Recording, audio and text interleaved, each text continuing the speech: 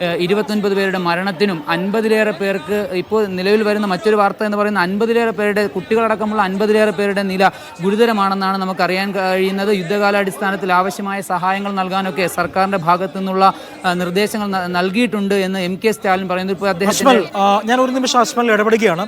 അതായത് ഇപ്പോൾ അവിടുത്തെ ഒരു അവസ്ഥ എന്താണ്? ഈ ആളുകളെ പൂർണ്ണമായും അവിടെ നിന്നും ഒഴിപ്പിച്ചിട്ടുണ്ടോ? മരണസംഖ്യ ഏറ്റവും ഒടുവിൽ ലഭിക്കുന്ന വിവരമനുസരിച്ച് 31 മരണം ഇപ്പോൾ സ്ഥിരീകരണം വരുന്നുണ്ട്. നിലവിലത്തെ ഒരു സിറ്റുവേഷൻ എന്താണെന്ന് അറിയാൻ കഴിഞ്ഞിട്ടുണ്ടോ? അജി, ഇപ്പോൾ നിലവിൽ ഏറ്റവും അവസാനമായി വരുന്ന വാർത്ത മരണസംഖ്യ 30 കഴിഞ്ഞിട്ടുണ്ട് എന്ന് തന്നെയാണ്. അതിൽ ഇപ്പോൾ നിലവിൽ തമിഴ്നാട് മുഖ്യമന്ത്രി MK സ്റ്റാലിൻ്റെ എക്സ്പോസ്റ്റ് വരുന്നുണ്ട്. അദ്ദേഹം പറയുന്നത് തമിഴ്നാട്ടിലെ കരൂരിൽ നിന്നുള്ള വാർത്തകൾ ആശങ്കാജനകമാണെന്നാണ്. കൂടാതെ തിരക്ക് കാരണം ബോധരഹിതരായ ആളുകളെ ആശുപത്രിയിൽ പ്രവേശിപ്പിക്കാനും വേണ്ട അടിയന്തര ചികിത്സകൾ നൽകാനും വേണ്ട എല്ലാ മുന്നൊരുക്കങ്ങളും ആശുപത്രികളിൽ റെഡിയാക്കിയിട്ടുണ്ടെന്നും സജ്ജീകരിച്ചിട്ടുണ്ടെന്നും മുൻ മന്ത്രി സെന്തിൽ ബാലാജിയോടും ആരോഗ്യമന്ത്രി സുബ്രഹ്മണ്യനോടും അതോടൊപ്പം തന്നെ ജില്ലാ കളക്ടറോടും ബന്ധപ്പെട്ട് അവിടെ വേണ്ട അടിയന്തരമായിട്ടുള്ള ആരോഗ്യ സജ്ജീകരണങ്ങൾ ഒരുക്കാൻ ആവശ്യപ്പെട്ടിട്ടുണ്ടെന്ന് കൂടി അദ്ദേഹം എക്സ്പോസിൽ അറിയിക്കുന്നുണ്ട്.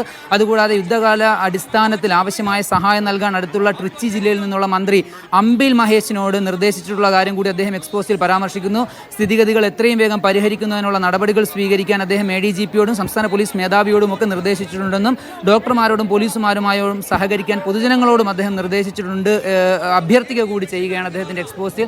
നിലവിൽ തമിഴ്നാട്ടിൽ നിന്ന് വരുന്ന വാർത്തകൾ ഇത്തരം ദുഃഖകരമാണ്. പിന്നീട് നമുക്ക് അറിയാം, തമിഴ്നാടിനെ സംബന്ധിച്ചിടത്തോളം വിജയം നടത്തുന്ന ഇത്തരം പരിപാടികൾ ഉണ്ടാകുന്ന തിക്കും തിരക്കും ഈ വിധത്തിൽ അപകടങ്ങൾ സൃഷ്ടിക്കാറുണ്ടെങ്കിലും ഇപ്പോൾ നമുക്ക് വരുന്ന അടുത്ത് വന്നുകൊണ്ടിരിക്കുന്ന വാർത്തകളാണ് 30 എന്ന് പറയുന്നത്. പക്ഷേ ആരോഗ്യമന്ത്രി പറയുന്നുണ്ട് പ്രസിഡന്റ് വിജയുടെ റാലിക്കിടയിലാണ് തിക്കിലും തിരക്കിലും പെട്ട് മരിച്ചവരുടെ എണ്ണം കൂടുന്നു എന്നുള്ള സങ്കടകരമായ വാർത്ത അവിടെ നിന്നും വരുന്നത്. മരിച്ചവരിൽ കുട്ടികളും സ്ത്രീകളും ഉൾപ്പെടെയുള്ള ആളുകളാണെന്നുള്ള സങ്കടകരമായ വാർത്തയാണ് പറയുന്നത്. 50-ലേറെ പേർക്ക് പരിക്കേറ്റിട്ടുണ്ട്. ഇതിൽ പലരുടെയും നില ഗുരുതരമാണ്. കുഴഞ്ഞു വീണ കുട്ടികളെ ICUവിലേക്ക് മാറ്റിയിട്ടുണ്ട് എന്ന തരത്തിലുള്ള റിപ്പോർട്ടുകളും വന്നിട്ടുണ്ട്.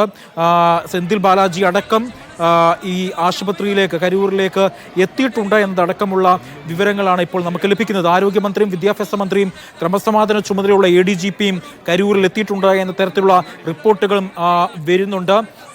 ഇപ്പോൾ ഈ സംഭവിച്ചത് എന്താണ് എന്നതുള്ള ഇപ്പോഴും നമുക്കൊരു വ്യക്തതക്കുറവുണ്ട്. അജ്മൽ, ഈ പരിപാടി തുടങ്ങിയതിനു ശേഷം, അതായത് വിജയ് എത്തിയതിനു ശേഷമാണോ ഇത്തരത്തിൽ ഈ അപകടം സംഭവിച്ചത്? ഇത് എപ്പോഴായിരുന്നു ഈ അപകടം എന്നുള്ളത് ഏതെങ്കിലും തരത്തിലുള്ള വിവരങ്ങൾ ലഭ്യമാകുന്നുണ്ടോ?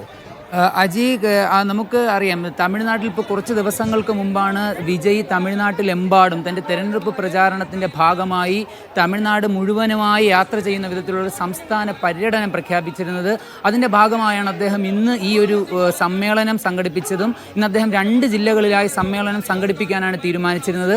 അതിൻ്റെ ഭാഗമായാണ് അദ്ദേഹം ആദ്യം ഒരു ജില്ലയിലെ പരിപാടി കഴിഞ്ഞ് കരൂരിൽ അവസാനിക്കുന്ന നിലയിലാണ് പരിപാടി സജ്ജീകരിച്ചിരുന്നത്. കരൂരിലേക്ക് എത്തുമ്പോഴാണ് അദ്ദേഹത്തോടുള്ള ആരാധന വല്ലാത്ത തോതിൽ ഉയർന്ന ജനസഞ്ചയം മുഴുവൻ ആ പ്രദേശത്തേക്ക് ഒരുമിച്ച് കൂടുകയും അവിടെ ഈ തരത്തിലുള്ള ഒരു മാനുഷിക ദുരന്തത്തിലേക്ക് വഴിവെക്കുകയും ചെയ്യുന്ന സാഹചര്യം ഉണ്ടായത്.